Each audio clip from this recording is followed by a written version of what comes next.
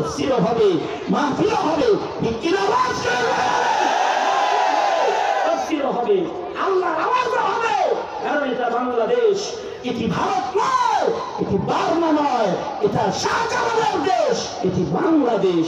বাংলাদেশ, বাংলাদেশ এই বুজুর্গের ঘাঁটি দেশ, মুমিনদের ঘাঁটি দেশ, ইমানের ঘাঁটি বাংলাদেশ। বাংলাদেশ মোহতারাম হাজিরিন, এই দেশে ইমানের কথা তো বলতেই হবে। আমি ভারতবর্ষ সফর করেছি, যে কথা বলে আমি আমার আলোচনার ইতি টানব। ভারতবর্ষ সফর করেছি, শত শত মাইল ভ্রমণ করেছি। এক প্রদেশ থেকে আরেক প্রদেশে গেছি ট্রেনে চলে, সারাদিন সারা রাত ট্রেনে, 2 দিন। খোদার কসম করে বলি, এই 2 দিন যে ট্রেনে সফর করছি, এই 2 দিনের ভেতরে 2 দিন যে আমি ট্রেনে সফর করেছি, আমি আমার হযরত পীর ও মুর্শিদের 17টা চিঠি লয়ে গেছিলাম। 17টা চিঠি, 17 প্রদেশে। হাজী হযরত রহমতুল্লাহ আলাইহির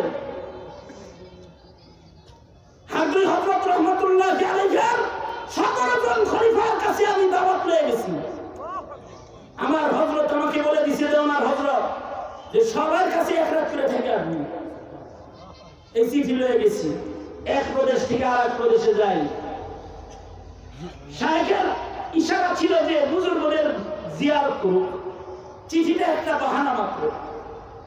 গেছি রে, এক প্রদেশ থেকে আরেক প্রদেশে 2 দিন 2.5 দিন ট্রেনে। খোদার কসম করে বলি, 2.5 দিনের ভেতরে কোনো আজানের আওয়াজ শুনি নাই, কিন্তু আমার হৃদয়ে কোনো বেদনা নাই। এই কারণে বেদনা নাই, যেই জমিনটা আমি অতিক্রম করতেছি, এই জমিনটা উগ্র হিন্দুদের দাঙ্গা বাহিনীর জমিন। এখানে মুসলমানরা জোরে আওয়াজ করলে তাকে নির্যাতন করা হয়, গরু জবাই করলে তাকে জবাই করা হয়, আজানের ধ্বনি দিলে তার মুখে সেলাই করা হয়। সেই জমিন পার হইতেছি, আমার মনে কোনো দুঃখ নাই, তবে দোয়া ছিল এই জমিনে গুটি কয়েক সংখ্যালঘু মুসলিম পরিবারে জন্ম নেওয়া ইমানদার ধনীদের জন্য, যেন তারা তাদের ইমান নিয়ে কবরে যেতে পারে। এই দোয়া তাদের ছিল। ওই জমিন, যে জমিনে মুসলমান নাই, ওই জমিনে আজান শুনি না, এটা যেমন আমার ব্যথা না।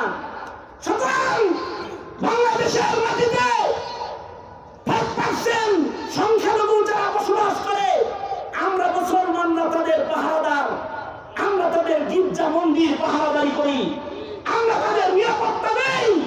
কিন্তু 5% মুসলমানদের 5% সংখ্যালঘুদের সাথে দরদের কথা বলতে গিয়ে সাম্প্রদায়িকতা দোহাই দিয়ে যারা তাদের দালালি করে, 95% মুসলমান, 17 কোটি মুসলমানের দেশের আজানের আওয়াজ, কোরআনের আওয়াজ, তাফসীরের আওয়াজকে যারা বন্ধ করতে চায়, যাদের আল্লাহু আকবারের ধ্বনি ভালো লাগে না, কোরআনের কথা ভালো লাগে না, তাদের বলবো তোমরা চাইলে কাকা বাবুর দেশে চলে যাও।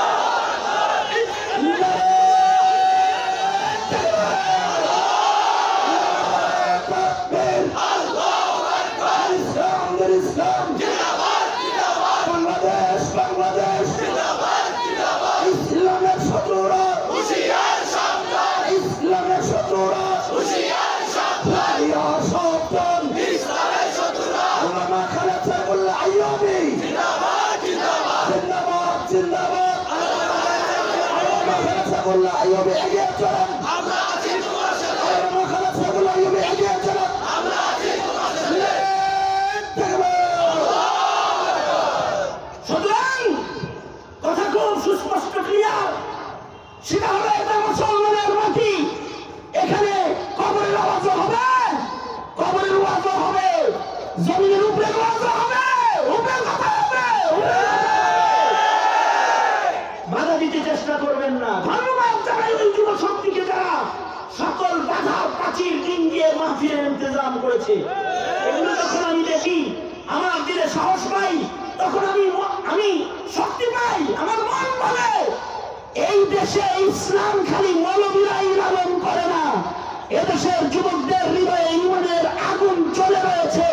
কেউ যদি আগুনকে যদি কেউ বিস্ফোরণ ঘটায় ফেলে, তাহলে তার জীবনে আগুন ধরে যাবে। সুতরাং হে যুব শক্তি, এই মুসলমানের বীর পাহলওয়ানেরা, ইসলামের জন্য, কোরআনের জন্য, বাংলার মাটিতে কাদিয়ানীদেরকে কাফের ঘোষণা করার জন্য, নাস্তিক মুরতাদদের দমন করার জন্য, নাস্তিক মুরতাদদের জবান কন্ট্রোল করার জন্য, নাস্তিক মুরতাদদের উস্কানিতে এই দেশের আলেমদের উপরে ঘৃণ্য আক্রমণের প্রতিবাদে হেফাজতে ইসলাম বাংলাদেশ তথা উলামায়ে কেরাম যদি দ্বীন আর ঈমান আর ইসলামের ইজ্জতের কোন ডাক তোমাদেরকে দেয়, এই যৌবনের পাহাড়দার যুবশক্তি যৌবনের সঠিক ব্যবহার করার জন্য তারা রাজপথে বেড়ে আসতে রাজি থাকবে ইনশাআল্লাহ।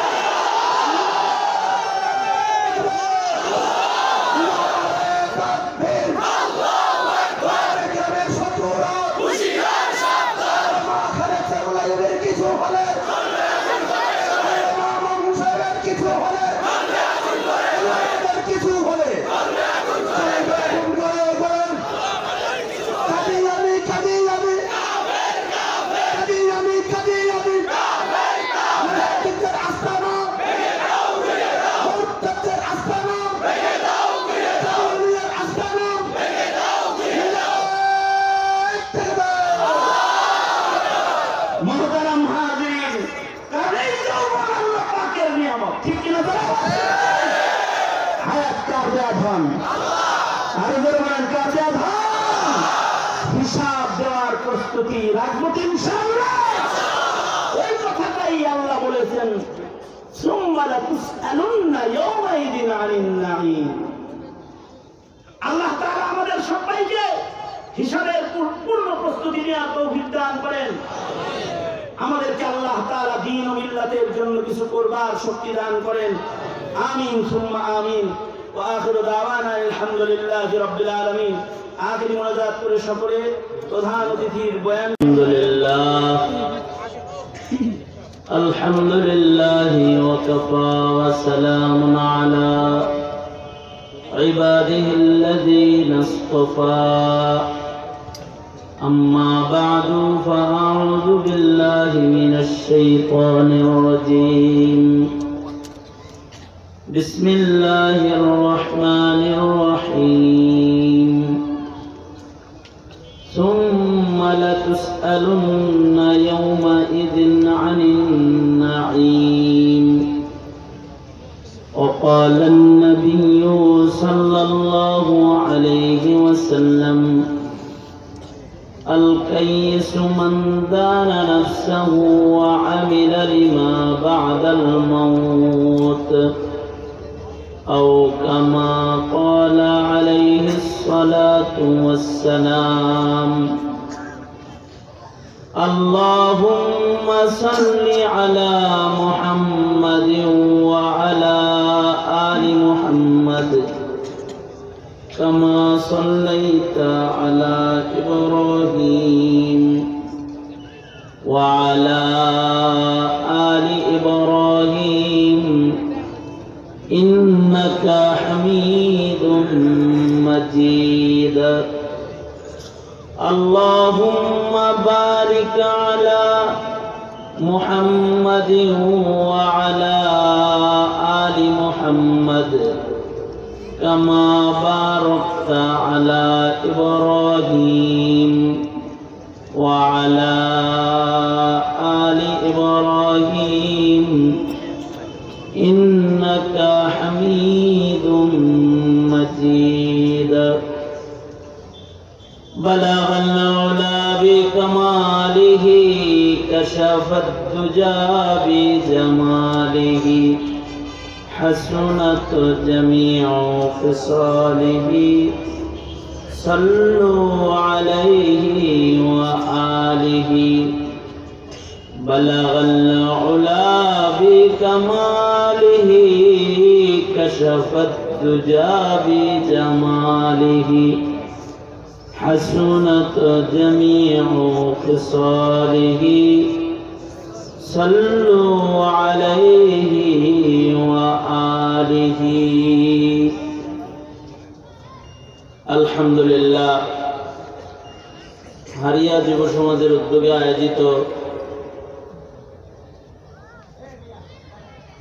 পঞ্চম বার্ষিক ইসলামী মহাসম্মেলনের মহতরম সভাপতি, উপস্থিত হাজরাত, বুজুর্গ, উলামায়ে কেরাম, সম্মুখপানে সমবেত দিন প্রিয়, ইসলাম প্রিয়, দিনদার ইমানদার মুমিন মুসলমান ভাইরা, বুড়া বাবারা, যুবক ভাইরা, পর্দার আড়ালের মা বোনেরা, একটু বন্ধুরা, বন্ধুরা, আল্লাহ জাল্লা শানুহুর দরবারে আলিশানে শুকর। আল্লাহ জাল্লা শানুহু আমাদেরকে দয়া করে, মায়া করে, ভালোবেসে রহমতি বরকতি জান্নাতের টুকরা বাগানে উম্মতের উলামাদের সুহবতে কোরআন ও হাদিসের আলোচনার মাহফিলে আল্লাহ তাআলা আমাদের আসার বসার তৌফিক দান করেছেন।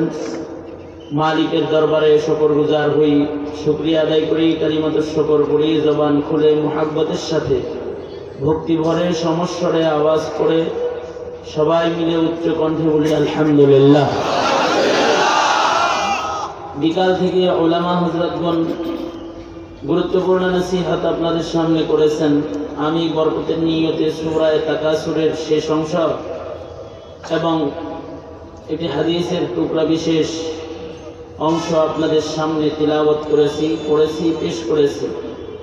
এইগুলোকে সামনে করে কিছু কথা বরকতান আপনাদের সামনে বলবার ইরাদা রাখি। আল্লাহ তাআলা কিছু উপকারী কথা আপনাদের সামনে আলোচনা করবার তৌফিক দান করেন, আমিন। মুহতারাম হাজিরিন, মানুষ দুনিয়াতে মরণশীল। আমরা যারা এখন এখানে আছি, আমরা এখানে স্থায়ী না। আমাদের পূর্বেও যারা এই পৃথিবীতে আগমন করেছে তারাও স্থায়ী হয় নাই। কিয়ামত পর্যন্ত যারা দুনিয়াতে আগমন করবে কেউ দুনিয়াতে স্থায়ী হবে না। দুনিয়াটা বস্তুত এক মুসাফিরখানা। এখানে মুসাফির হিসেবে মানুষের আগমন হয়, আসে আবার চলে যায়, কেউ আগে চলে যায়, কেউ পরে চলে যায়। পৃথিবীটা চিরস্থায়ী বসবাসের জায়গা নয়। চিরস্থায়ী বসবাসের জন্য আল্লাহ তাআলা বান্দার আখিরাতকে নির্ধারণ করেছেন। যেহেতু এখান থেকে চলে যেতে হবে, এটাই আসল ঠিকানা না। সকলের গন্তব্য ভিন্ন আর এক পথে। এই মুসাফিরখানায় মানুষ যেমন মুসাফিরখানায় লম্বা সময়ের আয়োজন করে না,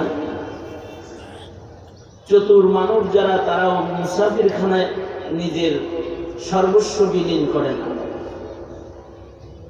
মুসাফিরখানায় মানুষের কেনাকাটা হয় হাসবে জরুরত, যতটুকু তার দরকার অতটুকু। তার আসল আয়োজন হয় তার স্থায়ী বাড়ির জন্য, যেটা তার থাকার জায়গা। সঙ্গত কারণে চালাক চতুর মানুষ আল্লাহর কাছে তারা, নবীজির কাছে তারা চতুর, চালাক, বুদ্ধিমান। যারা দুনিয়ার মুসাফিরখানায় দুনিয়ার ফিকির না করে আখিরাতের ফিকিরকে করল। আল্লাহ রাসূল সাল্লাল্লাহু আলাইহি ওয়াসাল্লাম বলেছেন, আল কাইয়িসু মান দানা নাফসাহু ওয়া আমিলা লিমা বা'দাল মাউত। চালাক তো ওই লোকটা যে এই দুনিয়াতে নফসকে কাবু করে রেখে নিজের মন চাহিদা মতো চলাফেরা না করে ওই কাজগুলো এই পৃথিবীতে বেশি বেশি বাস্তবায়ন করলো, যেই কাজগুলো মৃত্যুর পরে তার উপকার দিবে। মৃত্যুর পরের কাজগুলো যারা অধিক পরিমাণে করবে তাদেরকে আল্লাহ রাসূল সাল্লাল্লাহু আলাইহি ওয়াসাল্লাম চতুর বলেছেন। আর যদি কেউ এইখানে স্থায়ী হওয়ার কোনো ধান্দা করে তাহলে এটা বেকার হয়ে যাবে। কারণ শক্তিশালীরা তাদের শক্তির দ্বারা দুনিয়াতে নিজের ইচ্ছা মতো কিছু সময় অবস্থান করতে পারেনি। অর্থবিত্ত যাদের ছিল তারা তাদের ধনের দ্বারা দুনিয়াতে তাদের হায়াতের ভিসা সামান্য সময়ের জন্য নবায়ন করা সম্ভব তাদের হয় নাই। সকল নবী পয়গম্বর যাদের সাথে আল্লাহ পাকের সবচেয়ে গভীর সম্পর্ক, তারাও এই দুনিয়াতে মনের চাহিদা মতো কিছু সময় থাকতে পারেন নাই। তারাও আল্লাহ পাকের ইচ্ছা মতো নির্ধারিত সময়েই এই পৃথিবী ছেড়ে চলে গেছেন। কারণ এই জায়গার অবস্থান ভিসা যদি কারোর শেষ হয়ে যায় তখন আর তাকে এখানে অবস্থান করতে দেয়া হয় না। ইযা জাআ আজালুহুম লা ইস্তাখিরুনা সাআতাও ওয়া লা ইস্তাকদিমুন। এমনকি সে যদি বাদশাহ হয়, সে যদি নবীও হয়, সে যদি অনেক ধনাঢ্য ব্যক্তিও হয়, তার কোন ধরনের শক্তির দ্বারা তার হায়াতের নির্ধারিত সময় ফুরাইলে 5 মিনিট সময় তাকে এখানে অবস্থান করতে দেয়া হয় না। সাদ্দাত চেষ্টা করেছিল কিছু সময় থাকার জন্য, শেষ বেলায় আবেদন করেছিল যে আমি শুধুই মাত্র আমার নিজ হস্তে বানানো, নিজে প্রস্তুত করা যে জান্নাত স্বর্গ আমি বানিয়েছি, এইটাকে আমি এক নজর দেখব, তারপরে আমার মৃত্যু হোক। কিন্তু এতটুকু সময়ও সাদ্দাতকে দেয়া হয়নি। এমনকি নবী রাসূল যারা ছিলেন তাদেরকেও তাদের নির্ধারিত সময় ফুরায় যাওয়ার পরে আর থাকতে দেওয়া হয়নি। যেমন মুসা আলাইহিস সালাতু ওয়াস সালাম আজরাইলের উপরে চড়াও হয়েছিল। যখন আজরাইল ওনার রূহ কবজ করতে এসেছে, এক হাদিসে আছে, এক বর্ণনায় যে পয়গম্বর আজরাইলকে চপাড়াঘাত করছেন। এত জোরে চপাড়াঘাত করছেন যে আজরাইলের চোখ বের হয়ে গেছে। আজরাইল চোখ ধরে আল্লাহর কাছে যায়, বলে আল্লাহ আমার চোখ দিছে শেষ। রাগী পয়গম্বর ছিলেন, পয়গম্বরের এক থাপ্পড়ে তো কীর্তি মরে গেছে। পয়গম্বরদের দেহে শক্তি বেশি, জান্নাতি শত যুবকের শক্তি পয়গম্বরের দেহে আছে। যখন থাপ্পড় মারছেন, হযরত মুসা আলাইহিস সালামের থাপ্পড়ে ওনার চোখ বের হয়ে গেছে। এইভাবেই আল্লাহর কাছে যায় বলে, এর কি রূহ বের করবো, আমার মানে। আল্লাহ তাআলা চোখ ভালো করে দিয়েছেন আর বলছেন মুসা উত্তেজিত হবে না, কৌশল শিখাই দিই। প্রথম যায় বলবা, আমি মালাকুল মউতের সাথে যদি যান আমার সাথে, তাহলে আল্লাহর সাথে দেখা হবে। অবশ্য আল্লাহ তাআলা বলেছেন যদি আপনি থাকতে চান তাহলে আপনার হায়াত আপনার খাতিরে বাড়ানো হবে। কয়দিন বাড়ানো হবে? পশমি হাইওয়ানের পিঠের উপরে হাত রাখবেন, হাতের নিচে যেই পরিমাণ পশম করবে গুনে গুনে আপনাকে হায়াত বাড়ায় দেওয়া হবে। কিন্তু ওই হায়াত ফুরানোর পরে আবার আপনার কাছে আমি আসবো, মৃত্যু আপনার হবে। আর যদি এখন আমার লগে যান তাহলে মাওলায় পাক মাসুকে হাকিকি, যারা দেখার লেগে আপনি পাগল, তার সাথে আপনার দিদার হবে। পয়গম্বর মুসা বললেন, মরণ যেহেতু হইবই, দেরি করে রাখি। আর মৃত্যুর দুয়ার দিয়ে বের হইলে যদি মাসুকের সাথে দেখা হয়, আমার তো এটাই দরকার। কারণ মুসা আলাইহিস সালাতু ওয়াস সালাম আল্লাহর দিদারের জন্য পাগল পারা ছিলেন। কেন পাগল পারা ছিলেন? কথা বেশি হয়েছে, এই কারণে প্রাণ বেশি। কারণ তিনি কালিম, আল্লাহর সাথে তার কথোপকথন বেশি। কথোপকথন যখন বেশি তখন দেখার জন্য হৃদয়ে টান বেশি। আপনিও যদি কারোর লোকের কথা একটু বেশি বলেন তো তারা দেখতে মনে চায়। হৃদয়ে টান পয়দা হয় কথোপকথনের মাধ্যমে। মুসা আলাইহিস সালাম যেহেতু কথা বেশি বলছেন, এই কারণে আল্লাহ দেখার টানটা ওনার ভিতরে বেশি আছে। আমার বাসার পাশাপাশি এক লোকে বিয়ে করছে, আমার আহলিয়া বললো ছেলেটা কত হ্যান্ডসাম, দেহ দেখতে শুনতে ভালো, বউ আনছে একটা বেসাইছে। আমার সাথে একবার দেখা হইলো, তো আমি বললাম কি রে তোর খালাম্মা বললো তুই নাকি বিয়ে করে ধরা হয়েছ। উল্টা পাল্টা বউ নাকি একটা বেরোলে শেষ করতে, তোর সাথে তোর বললো কি নাকি কোনো মিল নেই দেখতে শুনতে। আর মিস কলে ধরা খাইছি। মিস কল মানে একটা মিস কল ঢুকছিল, কল ব্যাক করছি তো কষি কণ্ঠ, সকালে বিকালে খালি কথা কইছি। কথা বলতে বলতে তো প্রেমের জালে ফেসে গেছি। এবার তার কথা না বললে আর তার লাগে আমার ভাল লাগে। বেশি কথা বলতে বলতে আমার ভেতরে দেখারও আগ্রহ লাগছে। তো বললাম তোমার দেখতে মনে চায়, আসো একদিন দেখা করি।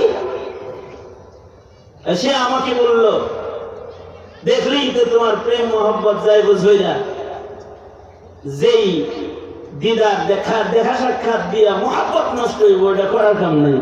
মোবাইলই ভালোবাসা চোখ থাকে, বেডি বড় চালাক,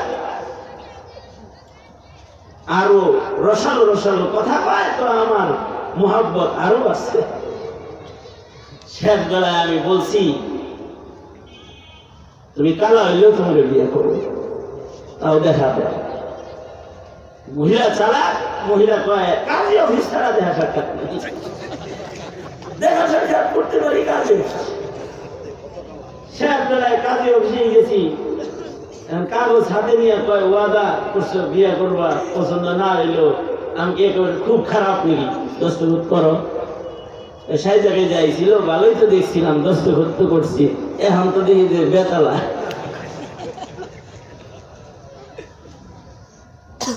মুখের কথা কথা যদি বেশি হয় তাহলে হৃদয়ের আকাঙ্ক্ষা দেন। পয়গম্বর মুসা আলাইহিস সালাতু ওয়াস সালাম যেহেতু আল্লাহর সাথে কথা বলেন বেশি, তাই দেখার আগ্রহ বেশি। এই কারণে পয়গম্বর বলে ওগো আল্লাহ আমি আপনাকে দেখবার চাই। আল্লাহ তাআলা বলেন লান তারানি, পশ্চিম কালো চর্মচোখ দিয়ে আমার সাথে মুলাকাত হবে না।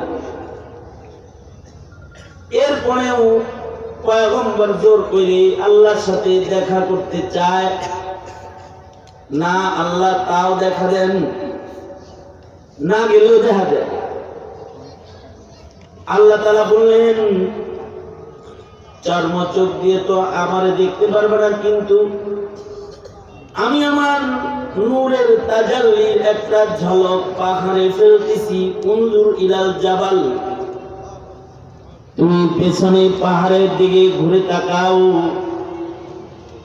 সেটাই আমি আমার নূরের ঝলক ফেলতেছি, ওইটা দেখে নাও।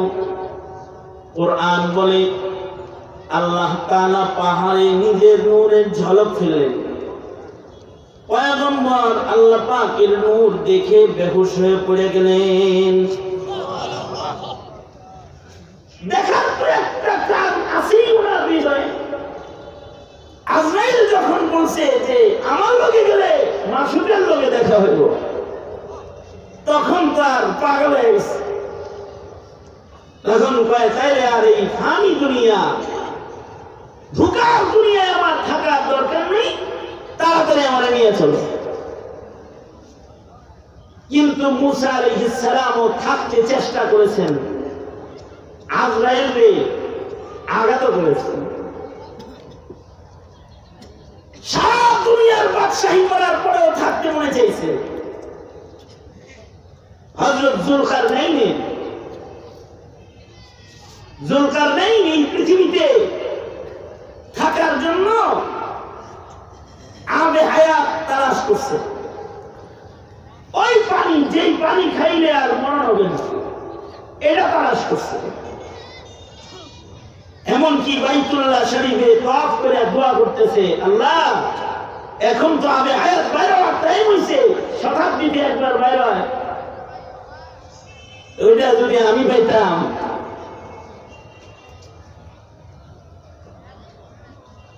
বাইতুল্লাহ শরীফে দোয়া করে কাবার দরজা দিয়ে বাইরে হইতেছেন, এমন সময় ইব্রাহিম খলিলের লগে দেখা মোলাকাত।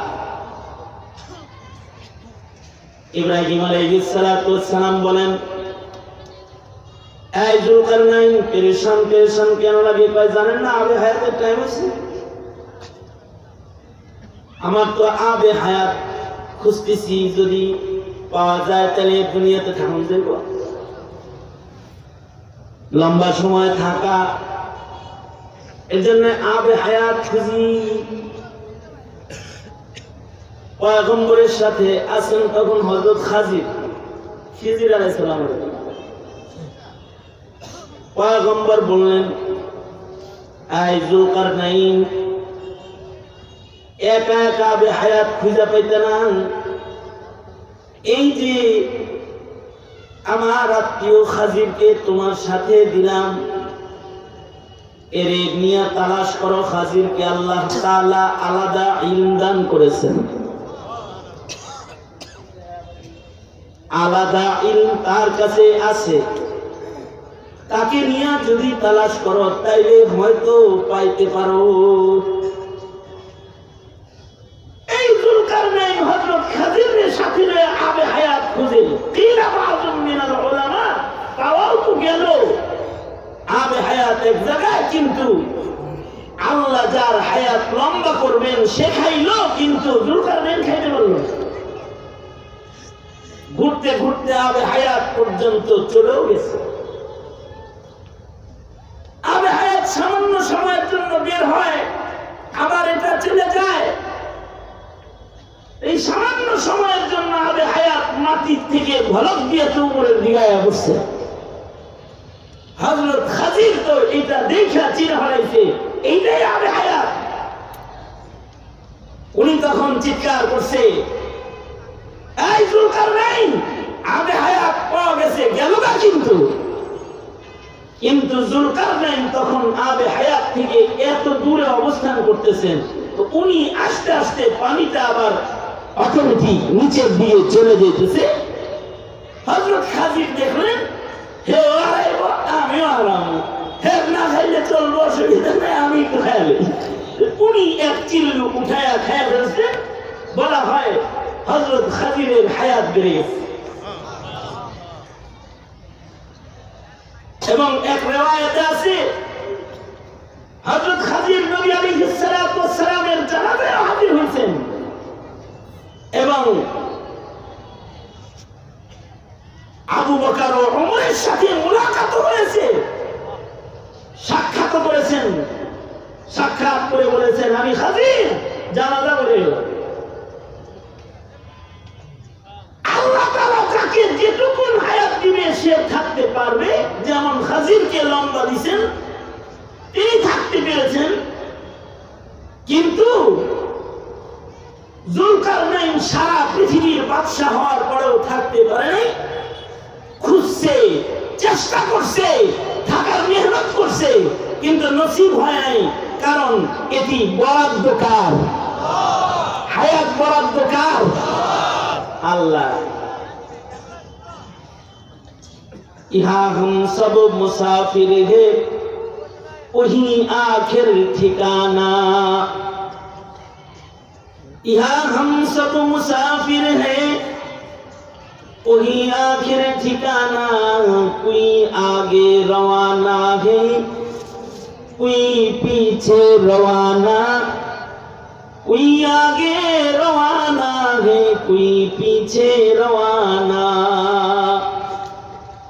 क्यों आगे चले जाए, क्यों पड़े जाए, किंतु जाए, যেতে হবে। এখনো খাজির আলাইহিস সালাম বাঁচা আছেন কিনা ইখতিলাফি মাসআলা, ওইটার কথা না, কিন্তু খাজিরেরও মৃত্যু হবে। এত লম্বা হায়াত পাওয়ার পরে তার যেমন মৃত্যু হবে, আজরাইলেরও মৃত্যু হবে। যিনি সবাইকে মারল তারও মরণ হবে। এইটা থেকে বাঁচার উপায় নাই, পালাইবার কোনো রাস্তা নাই, এবং মৃত্যুর মাধ্যমে মানুষকে নিঃস্ব হইতে হয়। আসমানে দুনিয়ার কোনো কিছু মানুষের সাথে মরণের পরে কবরে যায়। এ কারণে যুলকারনাইন যখন আজরাইল দেখে ফেলেছে, মরণ তো ঘনে আসছে, এবার নিজের সন্তানদের ডাকছে। যুলকারনাইন তার সন্তানদের ডেকে বলে, আয় আমার সন্তানরা, আমার তো সময় শেষ, হয়তো আমি আমার রবের ডাকে সাড়া দিয়ে চলে যাব। মরণের আগে একটা ওসিয়ত, আমি মরে গেলে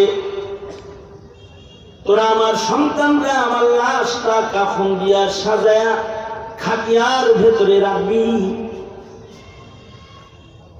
আমার দুইটা হাত কাফনের কাপড়ের বাইরে বের করে দিবি, এবং আমার লাশটা কাঁধে করে আমার সন্তান তোরা শহরের অলিগলি সায়ের করবি। সন্তানরা বলে, বাবা, সারা দুনিয়ার বাদশাহ যুলকারনাইনকে কাফনে বেচায়া খালি হাত কাফনের কাপড়ের বাইরে দিয়া কেন ঘোরাবো?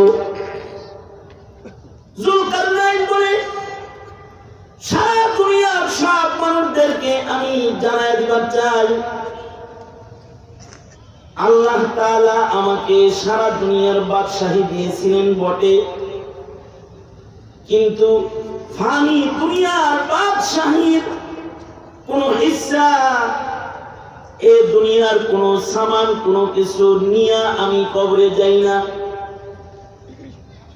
আমি যুলকারনাইন যখন কবর পথের যাত্রী, কাফনের ভেতরে আমি খালি হাত, দুনিয়ার ধন দৌলত, দুনিয়ার কোন সামান আমি যুলকারনাইনের কবরের সাথী নয়।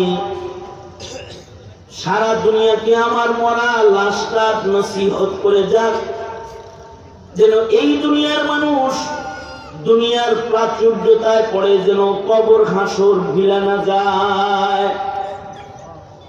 আল্লাহুম্মা তাকাসুর হাত্তা যুরতুমুল মাকাবির, প্রাচুর্যতার কারণে পৃথিবীর রং তামাশা করে যেন কেউ কবর, যেটা নিশ্চিত জায়গা যাওয়ার, ওইটার কথা কেউ ভুলে না যায়। যুলকারনাইনের আর কি রাজত্ব ছিল? যুলকারনাইনের রাজত্বের চেয়েও মহারাজত্ব ছিল হযরত সুলাইমান আলাইহিস সালাম,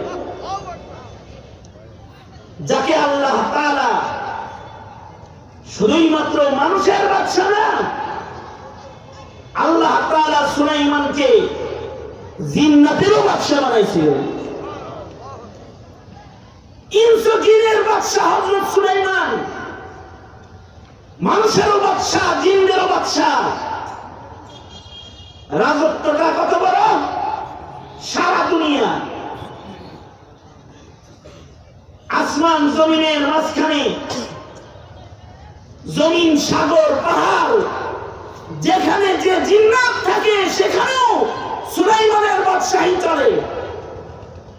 বাংলাদেশের রাজত্ব না, রাজত্ব পাইলে তো পাগল হয়ে যাও। এক ইউনিয়নের চেয়ারম্যান হয়ে ভুলে যাও যে তুমি মরবা।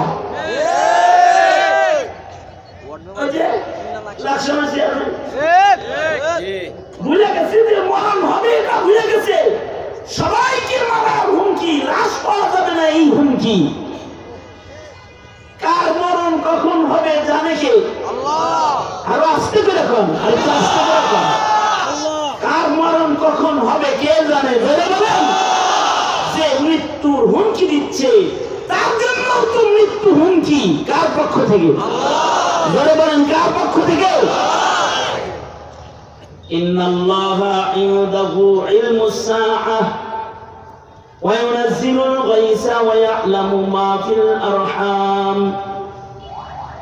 ওয়া মা তাদরি নাফসুম মাযা তাকসিবু গাদা وما تدري نفس بأي أرض تموت 5টা জ্ঞান শুধুই মাত্র আল্লাহ পাকের কাছে আছে, যা পৃথিবীর কাউকে দেয়া হয় নাই। তার ভিতরে একটা হলো কোন জমিনে কখন কোন জায়গায় কার মরণ, এটা জানেন একমাত্র কে? আওয়াজ করে জোরে বলেন, একমাত্র কে? আল্লাহ একমাত্র জানেন কার মরণ কখন। যেই মাস্তানে কাউরে মরণের হুমকি দিতেছে তার জন্য মরণ হুমকি। তার মরণ কখন হবে এটাও তো তার জানা নাই।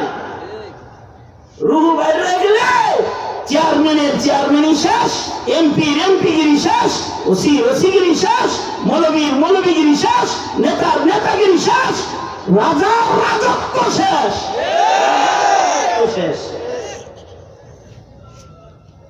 এইরকম ছোটখাটো কোন রাজত্ব না।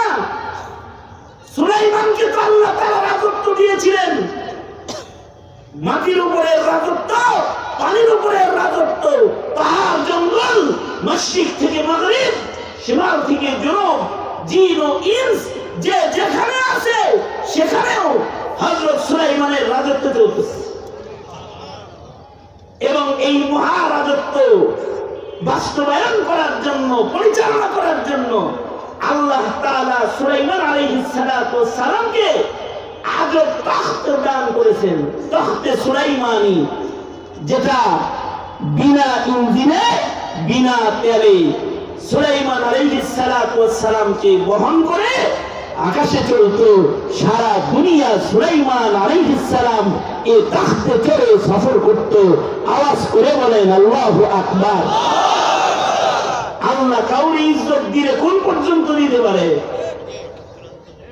যে তখতের উপরে চড়ে সারা দুনিয়া সফর করেছে সুলাইমান, এবং এই তখত চলে এর জন্য না তেল, না আবির, না পাইলট, না চালক, না ক্রু, ইশারায় চলতেছে। ইশারায় সুলাইমান আলাইহিস সালামকে নিয়ে তখত সারা দুনিয়া ঘুরবার লাগছে। এই তো মুলকে সুলাইমানি। অবশ্যই এই রাজত্ব উনি নিজেই চায় রয়েছেন আল্লাহর কাছ থেকে। আল্লাহরে কয় রব্বি হাবলি মুলকান লা ইয়ানবাগি লি আহাদিন মিন বাদি। আল্লাহ এমন একটা রাজত্ব দাও যা আমার ঘরে আর কাউকে দিবা না, এই রকম রাজত্ব দাও। ঠিক আছে, জিন্নাতকেও তোর রাজত্বের এরিয়ার ভেতরে দিয়ে দিলাম। এই জিনদেরও বাদশা বানায়া দিছে সুলাইমান আলাইহিস সালামকে। সঙ্গত কারণে হযরত সুলাইমান আলাইহিস সালাম তিনি মানুষকে যেমন শাসন করেছেন, জিন্নাতকেও শাসন করেছেন। ঘুমাইন না, পাবলিক ছিলেন না, রাজত্ব পরিচালনাকারী পয়গম্বর ছিলেন। সিয়ারু আ'লামিন নুবালার ভেতরে শামসুদ্দিন যাহাবী রাহমাতুল্লাহ আলাইহি এনেছেন যে সুলাইমানকে তার মা সুন্দর সুন্দর নসিহত করছেন। হযরত সুলাইমান আলাইহিস সালামকে ওনার মায়ের বিশেষ 3 নসিহত, তার ভেতরে একটা নসিহত ছিল যে ওয়ালা তুসিরিন নাওম, ঘুমাবি কম, ঘুমাবি কম, কম ঘুমাবি, কম ঘুমাবি। ঘুমের সময় রাজা যিনি তার কদমে দাঁড়ায় থাকবে। আল্লাহু আকবার। মানুষ ঘুমাইব ওই সময় রাজার সাথে তাল্লুক কায়েম করবি, রাজত্ব পাওয়া যাবে। বিশেষ নসিহতের ভেতরে মায়ের একটা নসিহত সুলাইমান আলাইহিস সালামের উপরে। হযরত সুলাইমান আল্লাহরে ভালো করে শেষ বেলায় আল্লাহর কাছ থেকে এমন রাজত্বই চায় লইছে যেটা উনার পরে পৃথিবীর মাটিতে দুনিয়ার আর কাউকে কখনো দেয়া হবে না। এই কারণে নবী আলাইহিস সালাম কখনো জিন্নাতের উপরে প্রভাব খাটান নাই। নবীজিকে ধরে হারাইলেন, কারণ আমাদের নবীর হুকুমত তো আবার জিন না, ফেরেশতা না, শুধু আলামিনের উপরে রিসালাত চলে যায়। তিনি হলেন মুহাম্মদুর রাসূলুল্লাহ সাল্লাল্লাহু আলাইহি ওয়াসাল্লাম। সুলাইমানি হুকুমতের চাইতে অনেক বেশি বড় হুকুমত মুহাম্মদুর রাসূলুল্লাহ সাল্লাল্লাহু আলাইহি ওয়াসাল্লামের হুকুমত। এই হুকুমত খালি জমিনে চলে না, এটা আসমানেও চলে। এই কারণেই আকাশের গ্রহ নক্ষত্রের দিকেও কোনো হুকুম দিলে এই হুকুমও সাথে সাথে বাস্তবায়ন হয়ে যায়। উঙ্গুলি উঠায় চাঁদের হুকুম করেছে, দুই টুকরা হয়ে যায়। ওয়ানশাক্কাল কমর, রাজত্বের প্রভাব, আকাশের চাপ সাথে সাথে টুকরা হয়ে যায়, সাথে সাথে টুকরা হয়ে গেছে। সূর্যের দিকে লক্ষ্য করে বলেছেন থেমে যাও, সূর্য থেমে যায়। গাছের উপরেও তার হুকুমত, আসমানেও তার হুকুমত, সিদরাতুল মুনতাহাও তার হুকুমত। ওই নবীর বুঝি জিনের উপরে হুকুমত নাই? নবী আলাইহিস সালাতু ওয়াস সালাম জিন তো দুষ্ট জিনের তো পাকড়াও করছেন, ধরে বলেছেন। ধরার পরে আল্লাহর রাসূল বললেন, তুমি কি মনে করেছো যে তোমাদের উপরে আমার হুকুমত চলে না? আমি ইচ্ছা করলে এখন পারি তোমাকে মসজিদে নববীর সুতুনের সাথে বাইন্দা সাজা দিতে। আল্লাহর রাসূল জিনকে হুমকি দিতেছেন যে আমি ইচ্ছা করলে পারি এই মসজিদে নববীর সুতুনের সাথে বাইন্দা তোমার শাস্তি দিতে, কিন্তু আমি কোন জিনের উপরে প্রভাব খাটানো পছন্দ করি না। কারণ এর রাজত্ব আল্লাহ তাআলা আমার ভাই সুলাইমানকে দিয়েছিলেন। বিধায় ভাই হয়ে ভাইয়ের রাজত্বের ভেতরে হাত নাড়াচাড়া করবার চাই না। সাবধান করে দিলাম, ভবিষ্যতে কখন আর এসে আমাকে ডিস্টার্ব দিবেন। এই কারণে আল্লাহর রাসূল সাল্লাল্লাহু আলাইহি ওয়াসাল্লাম যেদিন বললেন, এই সাহাবীরা জানো জানো সবার লগে দুষ্ট জিন শয়তান আছে। সাহাবীরা বলে, আমাকা ইয়া রাসূলুল্লাহ, ও আল্লাহর নবী আপনার সাথেও কি দুষ্ট শয়তান শয়তান আসেনি? আল্লাহর রাসূল বলেন, হ্যাঁ আমার সাথেও একটা শয়তান আছে। ওয়ালাকিন আসলামা, আমার শয়তানটাও মুসলমান হয়ে গেছে। আমার সাথেও একটা শয়তান আছে। সব মানুষের লোকে একটা একটা করে শয়তান আছে, আমার লোকেও শয়তান আছে। কিন্তু আমার সাথের শয়তান যেটা, এটা মুসলমান হয়ে গেছে। নবী আলাইহিস সালাতু ওয়াস সালামের হুকুমত, কিন্তু সুলাইমান নবী কিন্তু আলাদা হুকুমত। এবং তাফসীরের কিতাবে আছে সুলাইমান নবীকে আল্লাহ তাআলা ওনার এই আশ্চর্য হুকুমত পরিচালনা করার জন্য ওনাকে আশ্চর্য আশ্চর্য মুজিজা দান করেছিলেন।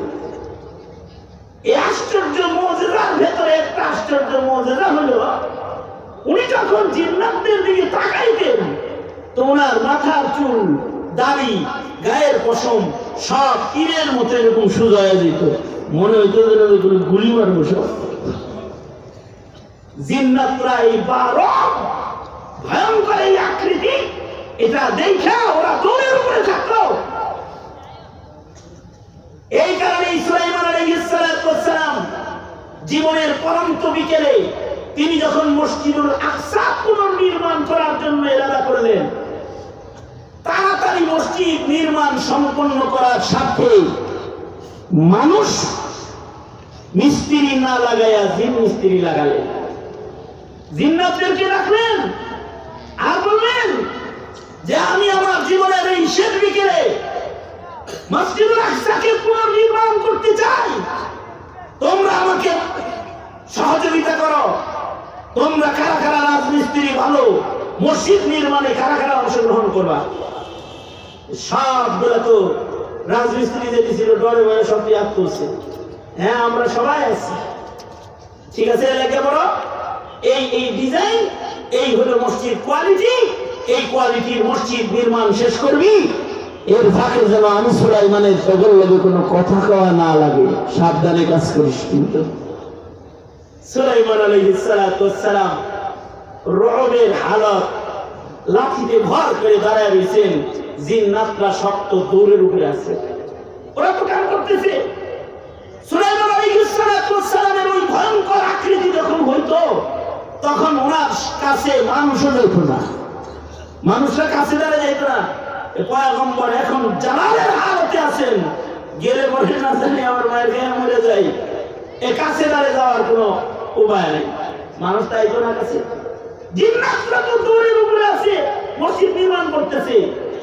মসজিদের কাজ অর্ধেক নির্মাণ শেষ, এমন সময় তো হায়াত শেষ, ভিসা ঘুরে গেছে, তো হযরত আজরাইল আয়া গেছে।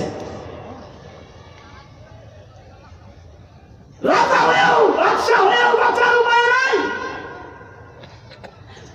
মরণ থেকে যতই পালাও, মরণ তোমায় লইবে ঘিরি। মরণ থেকে যতই পালাও, মরণ তোমায় লইবে ঘিরি। যদিও সুদূর আকাশ মানে পালাও সেথায় লাগাই সিঁড়ি। মরণ থেকে বাঁচার জন্য কেউ যদি জায়গা থেকে পালায়, জমিনে না আসমানেও যায়, সেখানেও তার মৃত্যু হবে। ওই যে সুলাইমান আলাইহিস সালাম বসে রয়েছেন, মালাকুল মউত আজরাইল আসছে, আয়েশা তো ঠিক ওনার হাতের কাজ যে করে সাথে থাকে, ওর দিকে আজরাইল যায়। ও জিগায় পয়গম্বর আমার দিকে যে ঘোড়ায় ঘোড়ায় তাকায় রয়েছে, উনি কি? সুলাইমান আলাইহিস সালাম তাকে বলেন, মালাকুল মউত আজরাইল আমার দিকে তাকায় রয়েছে, আমার ডর করতেছে, আমাকে আপনি অমুক দ্বীপে পাঠিয়ে দেন। পয়গম্বর সুলাইমান চিন্তা করলেন, জীবনে কোনো আবদার আবেদন আমার কাছে করে না, সাথে থাকে, আজকে কয়েক মুহূর্তের ভিতরে দ্বীপে পাঠিয়ে দেন। একটা জিনকে আদেশ করলেন, যা ওকে ধরে নিয়ে অমুক দ্বীপে ফেলাই দিয়া। মুহূর্তের ভেতরে পয়গম্বর সুলাইমানের পাশ থেকে এই লোককে তো জিনে নিয়ে দ্বীপে ফেলাই দিচ্ছে। ওখানে বয়ে রয়েছে, মনে মনে ভাবছে, বাঁচছি, ভয়ঙ্কর কি দেখলাম ওইটা। মালাকুল মউত হযরত সুলাইমানের কাছে এসে বলে, পয়গম্বর পাশে যেটা ছিল ওইটা কই? কেন? হের ফাইল তো এখন আমার হাতে, হের রূহ কবজ করার কথা আমার। জায়গার নাম কি? অমুক দ্বীপ। হে তো অনেক গেছে গা। হ্যাঁ হ্যাঁ, হে কেমনে গেল? আমি তো মনে করছিলাম যে এর মত হইব অমুক জায়গায়, এ বয়া রয়েছে মুলকে সুলাইমানিতে, রূহ বের করি কেমনে? আল্লাহ তাআলা আমাকে বললেন, কাছে যায় চাও, তাকাও, দেখবা গেছে জায়গা মতো। আসলেই তো আপনার কাছে এসে তার দিকে তাকায় রয়েছি খালি। আমি তো একটা জিন দিয়ে কেবল পাঠাইলাম ওর নিজের ইচ্ছায়, অর্থাৎ মৃত্যুর জায়গা পর্যন্ত যাওয়ার চাহিদা তার নিজেরই জন্মাইছে। সুলাইমান আলাইহিস সালামের কাছে আজরাইল এসে বলে, পয়গম্বর এইবার তো আপনার বিষয় শেষ। সুলাইমান আলাইহিস সালাম বলে, মসজিদ নির্মাণের কাজে হাত দিয়েছি,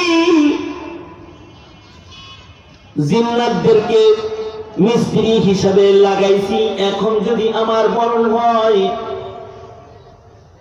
জিন্নাতরা দুষ্ট, ওরা কারোর কথা শোনে না, আমার মৃত্যু হইলে মসজিদের নির্মাণ কাজ বিঘ্ন হবে। সুতরাং একটু অপেক্ষা করো, আল্লাহর সাথে একটু কথা বলে লই। হযরত সুলাইমান আল্লাহ তাআলাকে বলে, ওগো আল্লাহ, কাবা নির্মাণের স্বার্থে, মসজিদুল আকসা পুনর্নির্মাণের স্বার্থে কি সুলাইমানের হায়াতটা একটু বাড়ায় দেওয়া যায় না? আল্লাহ বললেন, না,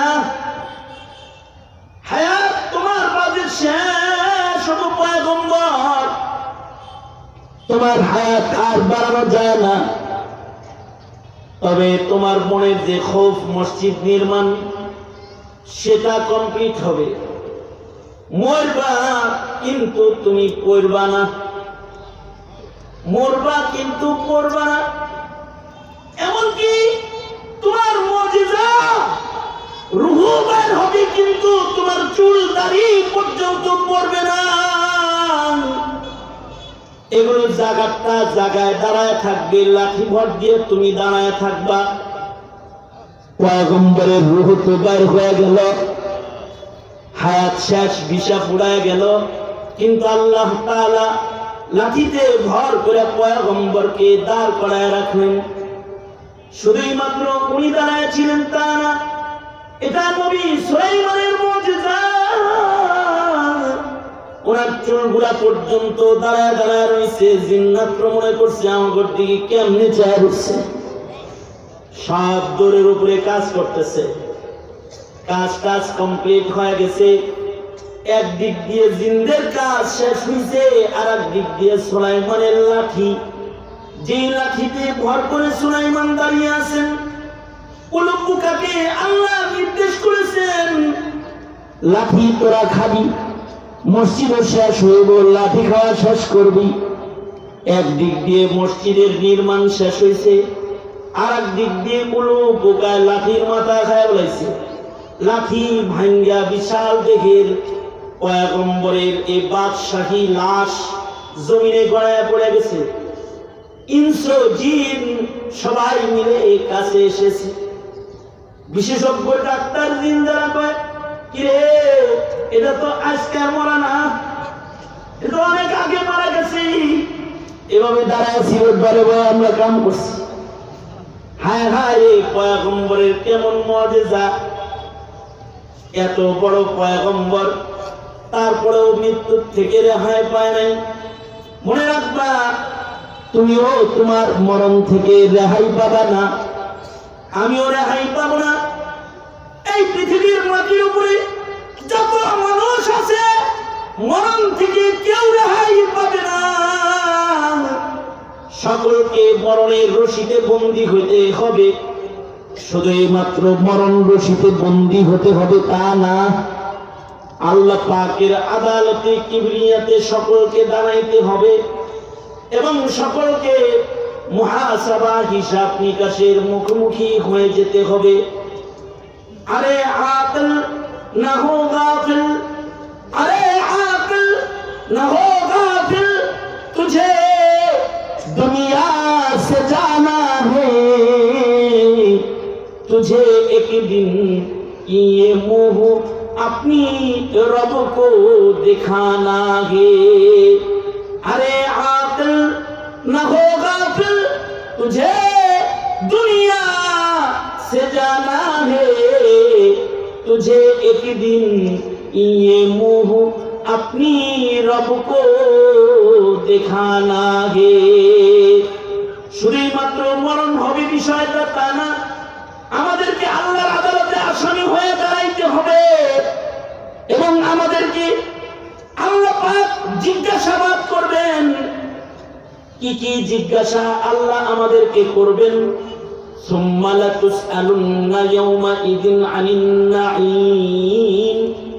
যত নিয়ামত দুনিয়ার মাটিতে আমরা ভোগ করেছি, প্রত্যেকটা নিয়ামতের ব্যবহার যা যা দুনিয়াতে আমরা করছি, হায়াতে আল্লাহর নিয়ামত যে যা ব্যবহার করেছি, আল্লাহর নিয়ামত ব্যবহার করে আমরা কার গোলামি করেছি, কার কথা শুনেছি, কোন কথার প্রাধান্য দিয়েছি, আল্লাহর সন্তুষ্টির কাজ করেছি নাকি শয়তানের অসন্তুষ্টির পথে আমরা হেঁটেছি। প্রত্যেকটা নিয়ামত সম্পর্কে আমাদেরকে আল্লাহ তাআলা জিজ্ঞাসা করবেন এবং আমাদের হিসাব নেবেন। হিসাব না দিয়া বনি আদমকে এক কদম আল্লাহ তাআলা লড়তে দিবেন না।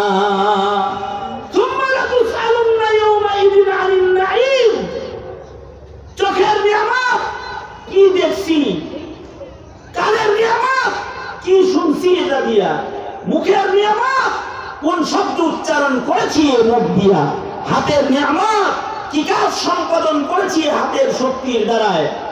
পায়ের নিয়ামত কোন পথে হেঁটেছি এ পায়ের দ্বারায়। ক্ষমতার নিয়ামত নিজের প্রভাব প্রতিপত্তি আল্লাহর নিয়ামত। নেতাজি এ আল্লাহর নিয়ামত। সবাইকে আল্লাহ নেতা বানায় না। তোমার প্রভাব, তোমার প্রতিপত্তি, তোমার ক্ষমতা, তোমার হুমকি ধমকি এগুলো আল্লাহ দিয়েছে, তোমার নেতা বানাইছে দেখা হইছ।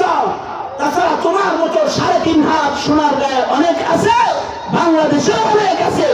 তাকে মন্ত্রী বানায় নাই, তাকে এমপি বানায় নাই, তাকে চেয়ারম্যান বানায় নাই। মালিকের নিয়ামত যে তুমি নেতা হয়েছ, তোমার নেতৃত্বের জাররা জাররা হিসাব আল্লাহ আদালতে দিতে হবে, আদালতে কিবরিয়াতে দিতে হবে। এই কারণে নেতাগিরি খুব সুখের না, এটা সুখের। নেতৃত্বের নিয়ামত যারা পায় এইটা খুব সুখের জিনিস না, এটা দুঃখের জিনিস। এ কারণেই হযরত ওমর কাঁদতেন আর বলতেন,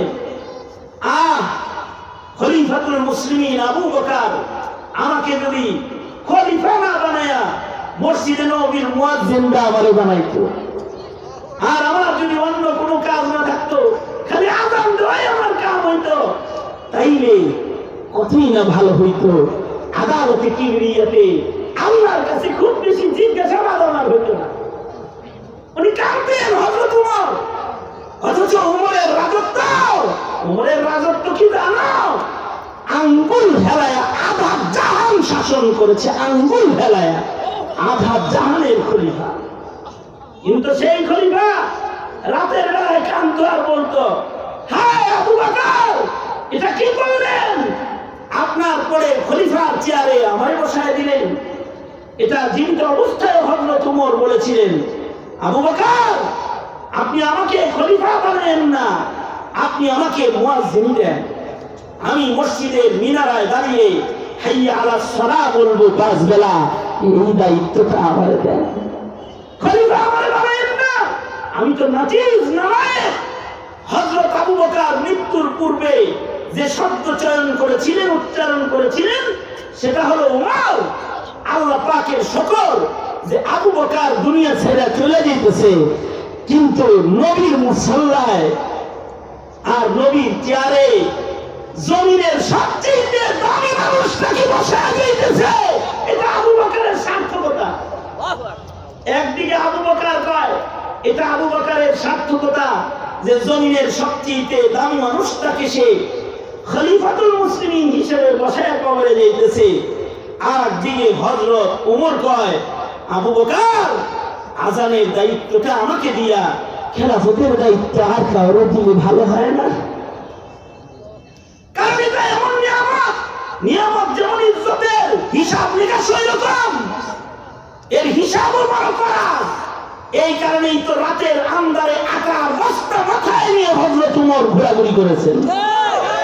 গোলাম যখন বলতো, ওমর আকার বস্তা নিয়ে আপনি ঘুরেন কেন, এটা আমারে দেন, হযরত ওমর বলতেন, রাস্তার পথিক না খেয়ে আছে, জিজ্ঞাসা করা হবে আমাকে। এমনকি ফোরাত নদীর তীরে যদি কোনো কুকুরও না খেয়ে আমারে, জিজ্ঞাসা করা হবে ওমরকে, তোমাকে না। যাও এখান থেকে, আমার কাজ আমারে করতে দাও, আমার কাজ আমাকে করতে দাও। 18 তারিখ জামা পড়েছেন, নেতাগিরি পায়া আঙ্গুল ফুলা কলা গাছ, সিরা ফরির পুত, এখন রাজা বাদশাহ। দেশের মানুষ থাকতে পারে না। কি মনে করছো এ নেতাগিরি তোমার না? এটা আল্লাহর নিয়ামত, আল্লাহর দান। সুম্মা লাতুসআলুন্না ইয়াওমাইদিন আনিন নাঈম। জিজ্ঞাসা করা হবে এই নিয়ামতের ব্যবহার তুমি কেমন করেছো। হযরত আবু বকর রাতের অন্ধকারে মদিনার গলি দিয়ে হাঁটতেছে, পায়ে জুতা নাই, পায়ে জুতা নাই। হযরত ওমরের সাথে মুলাকাত। হযরত ওমর বলে, আবু বকর রাতের অন্ধকারে কই যান? হযরত আবু বকর বলে, একটা বিধবা নারী তার থালা বাটি ধুয়ে দিতে যাই। হযরত ওমর বলে, এ কারণেই তো আপনি খলিফাতুর রাসূল, আপনি সিদ্দিকে আকবর, বিধবা নারীর থানাবাটি দোয়ার জিম্মাদারি খলিফাতুল মুসলিমিন হইয়া আপনার কাঁধে রাখছেন। হযরত ওমর বলে, ও আবু বকর, মদিনার এই কণ্টকাকীর্ণ পথে ধারালো পাথর মিশ্রিত মাটিতে খালি পায়ে হাঁটতেছেন কেন? ধারালো একটা পাথরের আঘাতে যদি আপনার পা কাইটা যায়, ধারালো পাথরের আঘাতে যদি আপনার পা ক্ষত হয়ে যায়, খালি পায়ে হাঁটতেছেন, এক জোড়া জুতাও আপনার নাই, অথচ বেতন বাড়াইতে চাইলে নেন না। হযরত ওমর বলে, এই যে নেন, আমার জুতাটা খুলে দিলাম, এইটা পায়ে দিয়া একটু হাঁটেন, খালি পায়ে আপনি হাঁটবেন না।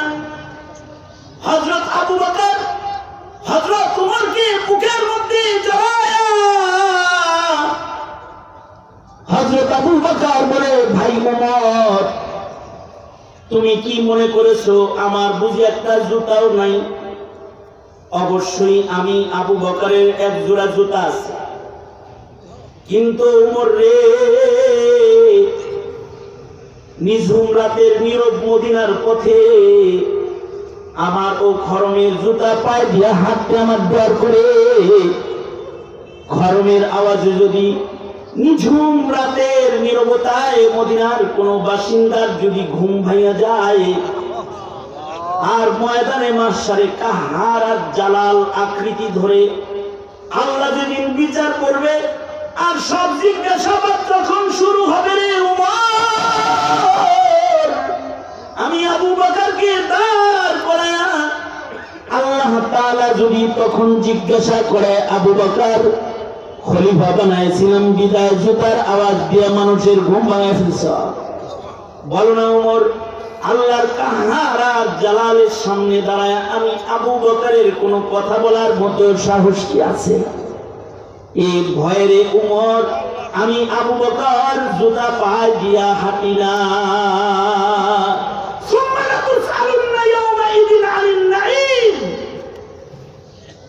এই প্রতিটা নিয়ামত সম্পর্কে জিজ্ঞাসা করা হবে।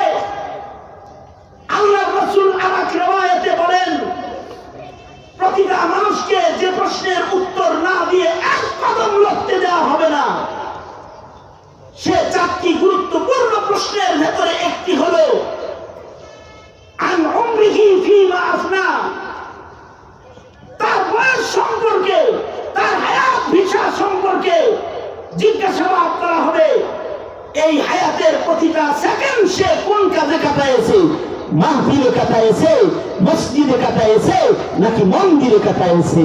ওয়াজে কাটাইছে, নাকি দুগদুগি বাজাইছে? দুগদুগি বাজাইছে। সে কি ইবাদত করেছে, নাকি পাপের মহড়া দিয়েছে? পাপ কার্য সম্পাদন করেছে। সে কি আল্লাহর গোলামি করেছে, নাকি এসিনো পাহারা দিয়েছে? সে কি দিন পাহারাদারি করেছে, নাকি তার হায়াতে নাস্তিক মুরতাদ কাদিয়ানীদেরকে সহযোগিতা করেছে? হায়াতের জাররা জাররা সময়ের হিসাব আদালতে কিবরিয়াতে নেওয়া হবে। দ্বিতীয় নম্বর প্রশ্ন করা হবে আন শারাবিহি ফীমা আবলা, তার যৌবন সম্পর্কে। যে যৌবন আল্লাহ তাআলা তাকে দান করেছে, যৌবনের জাররা জাররা সময় কাকে দিয়েছে? যৌবন তো কোনো নেতার গিফট না, কোন দলের হাদিয়াও না। যুবশক্তি, তোমরা যারা যুব সমাজ মাহফিলের আয়োজন করেছে, ধন্যবাদ জানাই তোমাদেরকে। তোমাদের এই যৌবন কোন নেতার গিফট না, অথবা এটা কোন দলের উপঢৌকন না। চিৎকার করে ইমানের আওয়াজে বলতে হবে, যৌবন কার দান? আল্লাহর দান, আল্লাহর নিয়ামত। এই নিয়ামত সম্পর্কেও জিজ্ঞাসা করা হবে, আপনারা যৌবনের ফুটা তুমি কোন কাজে ব্যয় করেছো? তুমি কি তোমার যৌবনকে গণতন্ত্র, কুফরিতন্ত্র, পাপাচার, অত্যাচার, মাস্তানি, রাজনীতিতে ব্যয় করেছো, নাকি এটা কোনো তাহাজ্জুদের সিজদা, কোরআনের তিলাওয়াত, অথবা জিক্র আজকার, অথবা মানব সেবা, অথবা যৌবনের উত্তাল তরঙ্গকে আদর্শের বাতাস দিয়ে নিভায়ে শান্তিপূর্ণ জিন্দেগির এক নমুনা তুমি তোমার যৌবনে কি ছিল জিজ্ঞাসা করা হবে। জিজ্ঞাসা করা হবে। যৌবনের একটা মিনিটের হিসাব না দিয়ে এক কদম লড়তে দেওয়া হবে না, কাউকে লড়তে দেওয়া হবে না। সুতরাং যুব শক্তি, যৌবনের শক্তি দিয়ে তো কত কিছুই করলা। তোমাকে জিজ্ঞাসা, তুমি কি তোমার যৌবনে ইবাদত করতে পেরেছ? যদি করতে না পারো তো আজকে তওবা করো, এখন তওবা করো। किसी खाकी पे मत कर, किसी खाकी पे मत कर खाक अपनी जिंदगानी को, जवानी कर फिदा उस पर कि जिसने दी जवानी को। किसी खाकी पे मत कर खाक अपनी जिंदगानी को, जवानी कर फिदा उस पर कि जिसने दी जवानी को।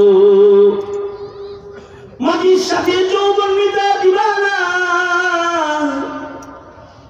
যৌবন দাও তাকে যিনি তোমাকে যৌবন দান করেছেন, কারণ তিনি তোমার যৌবন নিয়ে গেলে আর তুমি যৌবন পাবে না। তোমার যৌবনের শক্তি যে দরকার তোমার কিছু নামাজ, তোমার যৌবনের শক্তি যে দরকার রাতের তাহাজ্জুদ, তোমার যৌবনের শক্তি যে দরকার কোরআনের তিলাওয়াত, তোমার যৌবনের দরকার কিছু দ্বীনি বিপ্লব। নেতার বিপ্লব করেছো, দলের বিপ্লব করেছো, নবীর বিপ্লব করছি না। যদি তুমি তোমার যৌবনে নবীর বিপ্লব না করে থাকো, নেতার নাম রয়েছে, দলের নাম রয়েছে, ধর্মের নাম দিছিলা, তোমার সামনে যখন কাদিয়ানীরা উঁচু গলায় কথা কইছে, যৌবন পুকেলে তখন নীরব তামাশা দেখছো। হিসাব দিতে হবে আদালতে কিবরিয়াতে। 17 কোটি মুসলমানের যুব শক্তির সামনে যদি 5% নাস্তিক মুরতাদরা কথা কয়, হিসাব দিতে হবে মুসলমান তোমাদের যৌবনের। তোমরা তোমাদের যৌবন দিয়ে কি তারে নাস্তিকদের সহযোগিতা করেছো, নাকি তোমার যৌবনের উত্তাল তরঙ্গ দিয়ে আল্লাহ পাকের দ্বীনকে তুলে ধরেছো, ইসলামের বিজয় নিশান উড়াইছো, বাতিল কুফরি শক্তির মোকাবেলা তুমি করেছো। তোমার যৌবনের আওয়াজ যদি হয় আল্লাহর জন্য, তবে মনে রাখবে শাবুন নাশা ফি ইবাদাতিল্লাহ, ওই যুবক যারা তাদের যৌবনকে ইবাদতে কাটাবে, ময়দানে মাহশরে আল্লাহ তাআলা এই যুবকদেরকে আরশে আজিমের ছায়া দান করবে। আর যদি যৌবনটা গায়রুল্লাহর জন্য ব্যয় হয়ে যায়, যুবক হিসাব দিতে হবে আসমানের মালিকের আদালতে, হিসাব দিতে হবে। মৌলবীরা কথা কয়, মৌলবীরা ছুরির আঘাত খায়। জসিমউদ্দিন সাহেবের পিঠে ছুরির আঘাত করা হয়েছে। আলেমরা যারা কাদিয়ানীর বিপক্ষে কথা কয়, নাস্তিক মুরতাদের বিরুদ্ধে আওয়াজ করে, তাদের জবানে তালা লাগাইবার চক্রান্ত এতে ফেলা হয়েছে। আর তুমি সাধু যে যে দেখবা তোমার করার কিছু ছিল না। হাসরের মাঠে আল্লাহর কাছে হিসাব দিয়ে কদম বাড়াইস, হিসাব দিয়ে কদম বাড়াইতে হবে। এইটাই আল্লাহ পাকের বিধান। মরতে হবে, হিসাব দিতে হবে। আমি তোমাদেরকে বলতে চাই, তাহলে তোমরা যারা যুবশক্তি, তোমাদের এই যৌবন দিয়ে ইসলামের জন্য, দ্বীনের জন্য, মুসলমানের জন্য করার তোমার কিছু আছে না নাই? যদি থাকে তাহলে করেছো পায় না। এইটার হিসাব আল্লাহর আদালতে আদালতে তোমাকে দিতে হবে। অনেকে মনে মনে ভাবতেছে মাইকের আওয়াজ শুনে এই কারণেই হেফাজত নেতাকে দেখতে পারি না। এতক্ষণ তো কবর রওয়াজ করতেছিল, মৌতের কথা কইতেছিল, মিষ্টি মিষ্টি লাগতেছিল, ভালোই লাগতেছিল। এই যে এখন গুড়াকির কামড় দিছে, না গুড়াকির কামড় দেয় নাই, হিসাবের কথা চিন্তা হয়েছে। খালি ওইগুলাই কমো না এইগুলাও কমো, এগুলা যদি না বলি আগুনের কচি দিয়ে যদি আবার জিব্বা কাটা হয়, হিসাবের চিন্তায় বলেছি নেতাজি, হিসাবের চিন্তায় বলতেছি। খালি কবরের কথা না, হাসরের কথা, পুলসিরাতের কথা, পাশাপাশি জমিনের কথা, জমিনের উপরের কথা, জমিনের নিচের কথা সব উলামায়ে কেরাম বলবে। সুতরাং হুঁশিয়ার হয়ে যাও তারা যারা ইসলামের পক্ষে যৌবন ব্যবহার করতে পারো না, তারা হিসাব দিও আদালতে কিবরিয়াতে, হিসাব দিও আদালতে কিবরিয়াতে।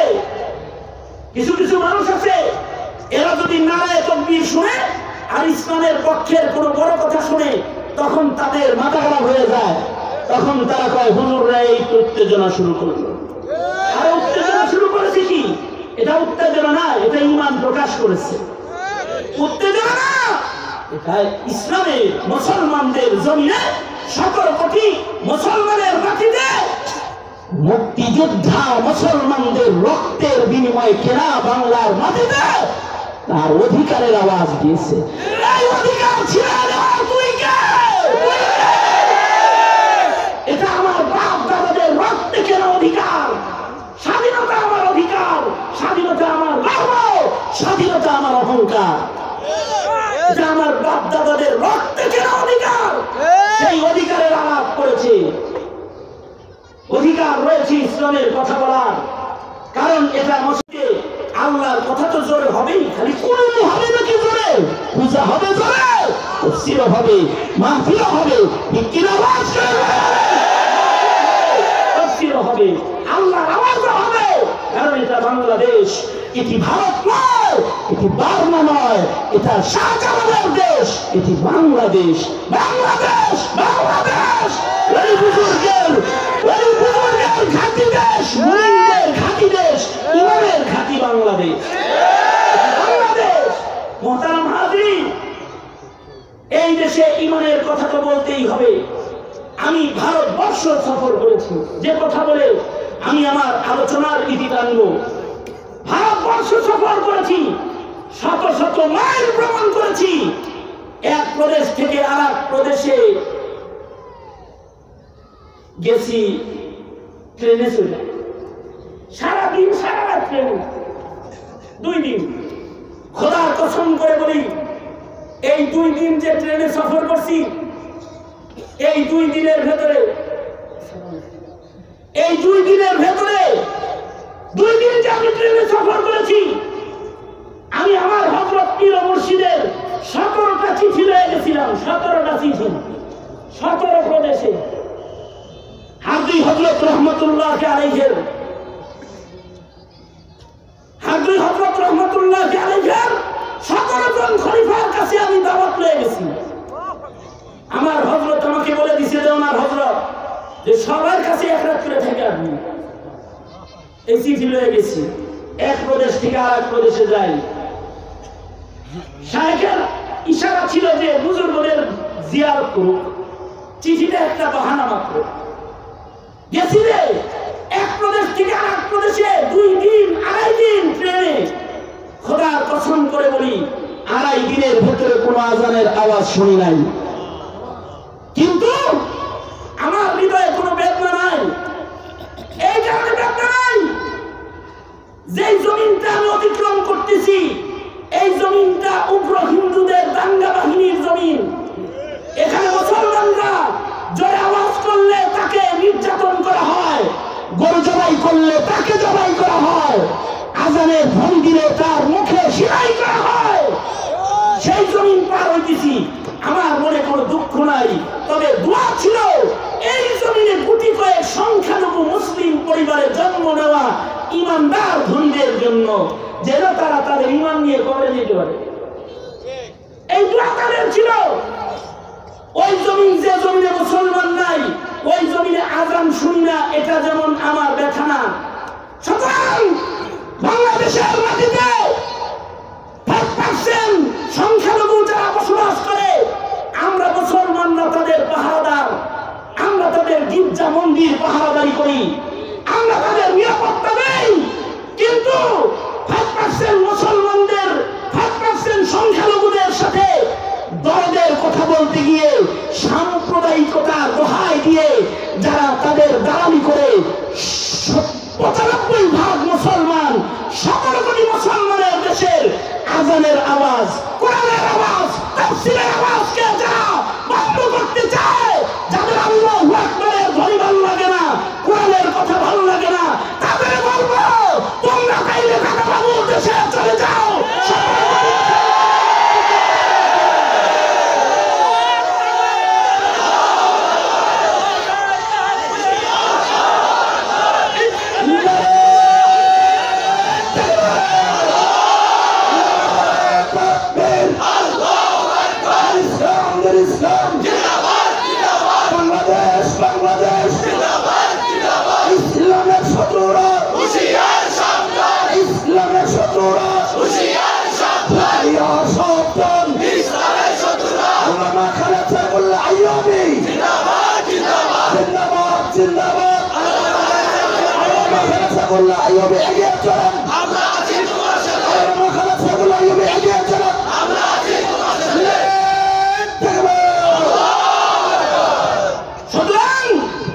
কথা খুব সুস্পষ্ট ক্লিয়ার, সেটা হলো এটা মুসলমানের মাটি, এখানে কবরের আওয়াজও হবে, কবরের ওয়াজও হবে, জমিনের উপরে ওয়াজও হবে, উপরে কথা হবে।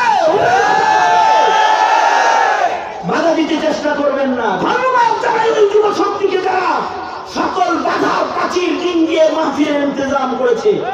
এগুলো যখন আমি দেখি আমার দিলে সাহস পাই, তখন আমি শক্তি পাই, আমার মন বলে এই দেশে ইসলাম খালি মৌলবীরাই লালন করে না, এদেশের যুবকদের হৃদয়ে ঈমানের আগুন চলে রয়েছে।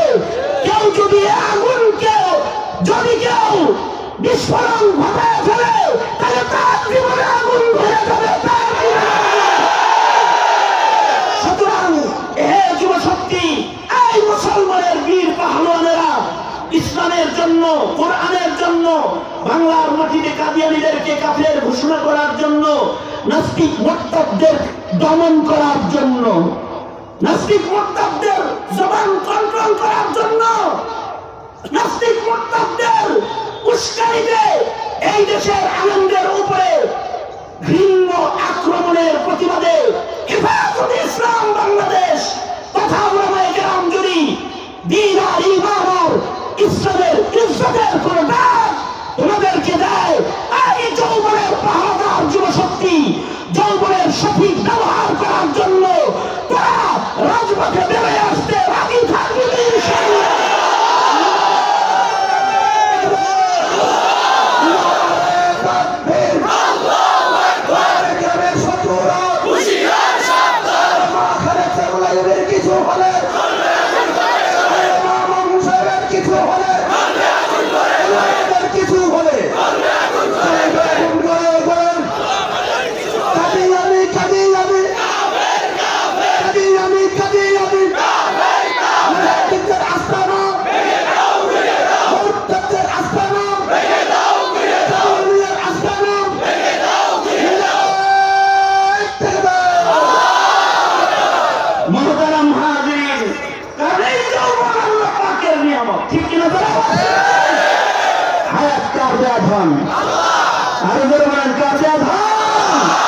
হিসাব দেওয়ার প্রস্তুতি রাখবো ইনশাআল্লাহ।